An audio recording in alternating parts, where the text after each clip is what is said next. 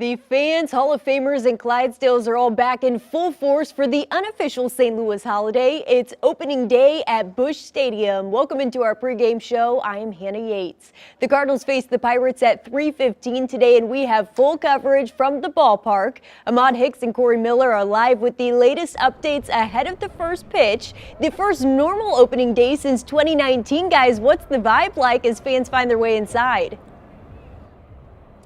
Well, Ahmad, for a lot of time this offseason, it was, will there be a baseball season? Then it was, when will the baseball season start? But it's here, and everybody is fired up beyond belief. And it's chilly outside. A lot of people are not too bad. Butching up out here. We got winter coats on. It's spring right now. It doesn't feel like baseball weather. I'll take any weather I can get to watch the Cardinals right now. I was inside earlier.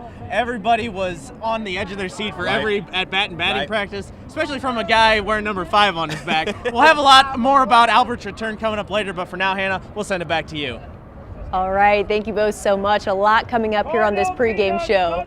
Adam Wainwright, Yadier Molina, and Albert Pujols are all in the starting lineup today in what very well could be their last opening day. Waino gets the start on the mound today with Yadi behind the plate in his 18th consecutive opening day start. Wainwright is making his 7th home opener start, passing Bob Gibson, who made 6 home opener starts. At just 40 years old, Waino says his relationship with 39-year-old Yadi started as baseball and evolved into family. With 20 more starts together, the duo will have 325 starts, which would become the most career starts as a battery in baseball history. And Waino says after 19 years together, they're ready for 2022, along with another member of that 2011 team.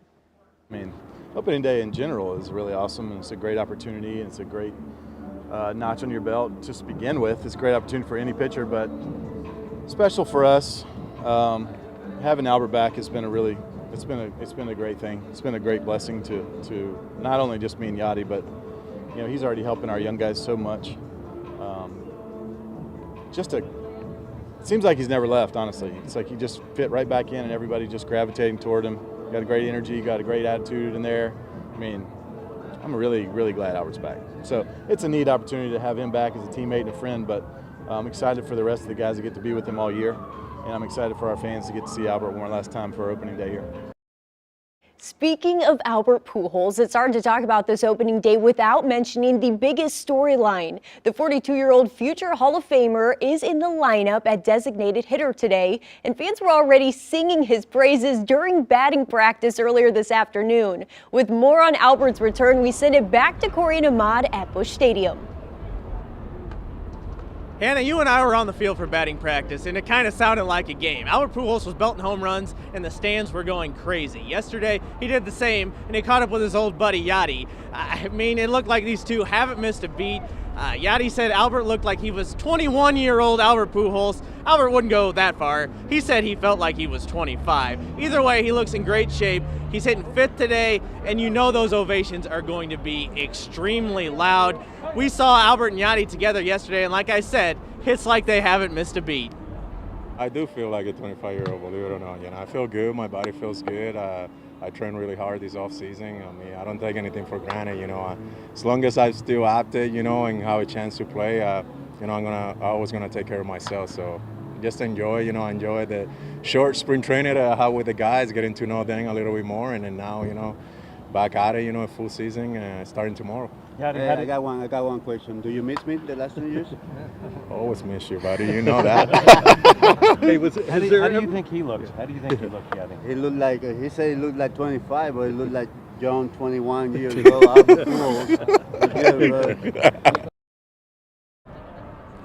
Yadi missed Albert. We missed Albert, but he's back now. Here's the question, though, Ahmad. 21 more home runs to get to 700. Yep. Does he do it this year?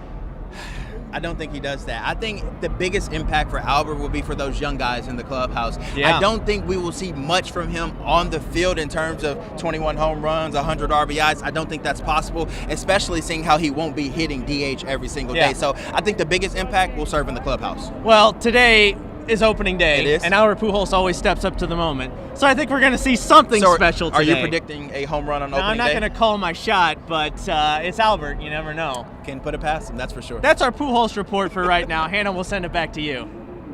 All right, guys, thanks so much. The Cardinals have seemingly solidified their outfield for 2022. Harrison Bader returns after signing a 2-year contract this week. He returns with Tyler O'Neill, who the Cardinals are reportedly working on a multi-year deal with. Bader and O'Neill were 2 of the 5 Cardinals who took home Gold Gloves in 2021.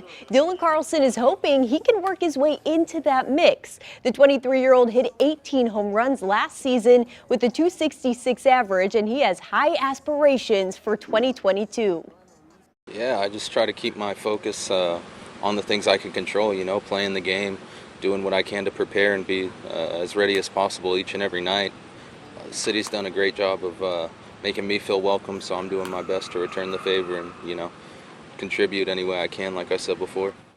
There are still some question marks surrounding this year's Cardinals team, specifically when it comes to pitching. Let's check back in with Corey and Ahmad to discuss the biggest questions heading into this season. Guys? Hey, the biggest question right now, Hannah, is when Jack Flaherty will return. We've been told 1 month, we've been told 2 months. As of right now, he's going to be out for at least a little while, so that means we're trusting in Adam Wainwright. And he's 40 years old, but he's been defying father time for years to come. Now I want to bring in Corey here and talk about the rest of the rotation. There's another guy who just got added to that rotation, the 5th spot. Talk more about him and what he means. Jordan Hicks is taking that 5th spot, and it's exciting because if you've seen Jordan Hicks, he's one of the most electric pitchers in all of baseball. So you got Wainwright, Michaelis, Hudson, Matz, and Jordan Hicks.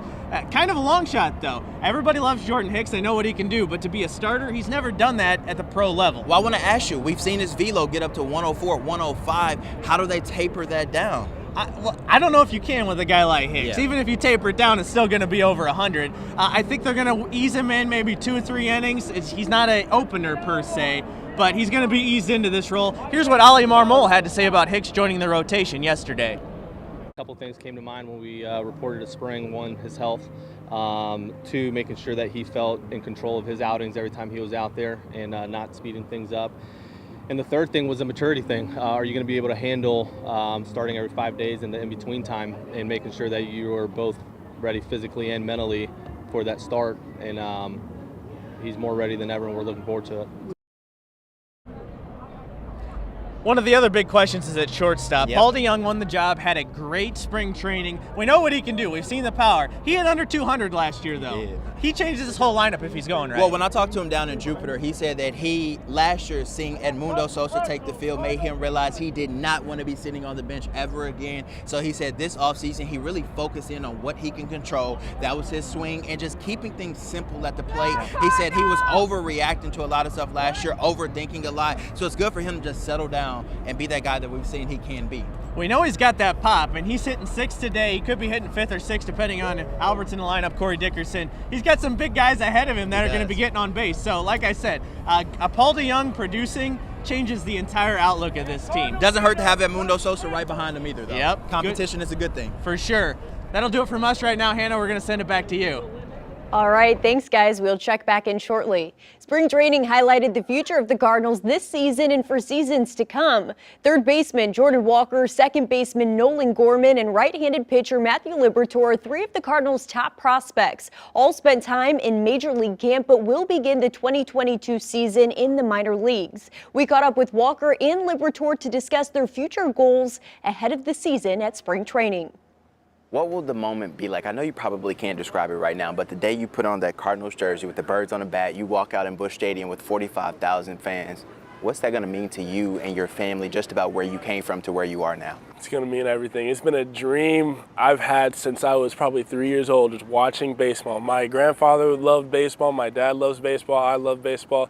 You know, for my family, that would be a pretty big thing for me to walk out there, all those fans, and then just playing the game that I love. So really big impact on me, for sure. So in the short time that you've been a St. Louis Cardinal, have you kind of got the gist of what it means to be a St. Louis Cardinal and how much tradition is in this franchise? Absolutely.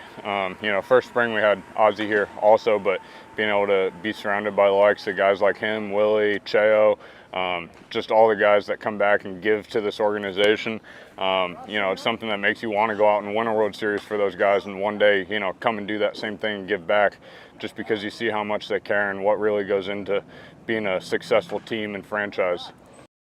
A lot to look forward to with those two. We end today with some projections for 2022. The Cardinals win total in 2022 is set at 84.5, which is surprising that the Cardinals have racked up at least 90 wins in each of the last 2 full seasons of 2019 and 2021. Ahmad and Corey, 2 questions here. What are your thoughts on this projection? Corey, I heard some of those earlier at the ballpark. And which player are you watching this season to have a strong year? Well, I don't know if it's the opening day mojo rubbing off on me or what, but I'm going to amend. I have been saying the Brewers pitching staff is too good for the Cardinals to win the Central, but I'm bought in now. I think the Cardinals are going to do it. I think the Cardinals are going to win the Central. Around 90 wins, I think. It's going to be close, though. Okay.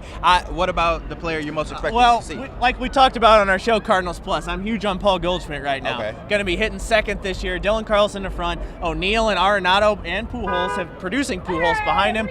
Could be absolutely huge. Paul Goldschmidt's going to have a huge year. Well, for the 84 wins, I think the Cardinals are going to go over. I think this is a team that wins 90 games, but like I said the other day on Cardinals Plus, I do think this is a team that will fall just short of winning 100 games, and we're going to be talking about the pitching and the lack of hitting. I think if they don't address that before the trade deadline, a lot of upset Cardinal fans will reemerge like they did last year when the offense couldn't produce.